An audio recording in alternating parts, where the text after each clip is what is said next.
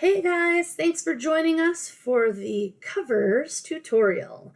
You may have joined us for some of the other photo tutorials on Recipe Photo Manager or Cookbook Photo Manager or your tips and tricks on formatting, but this particular video is dedicated to all things cover.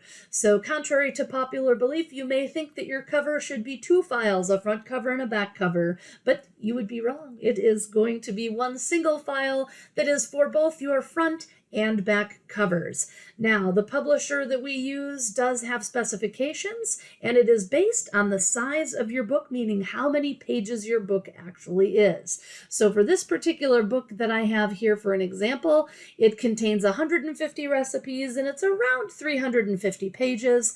So when I pop into the sizing tool, you can see that the publisher would like it to be 17¼ by 11¼ inches in order for it to print correctly and to fit the book. So that said, we will provide the specifications for you for your particular sized book once the actual book is complete. So there is not a one size fits all or an estimator or anything like that. We do have to wait till you're just about done.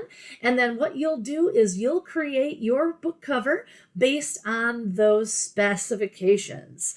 And so you can see here on the actual canvas, the way we've designed it is the back cover is on the left-hand side, the front cover is on the right-hand side.